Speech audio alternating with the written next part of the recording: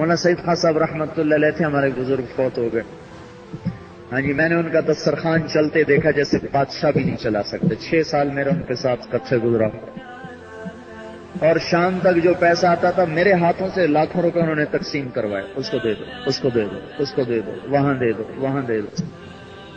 یہ نہیں، وہ جمع کر لیتے تھے پھر وہ آگے کے لیے رکھتے تھے. ایسے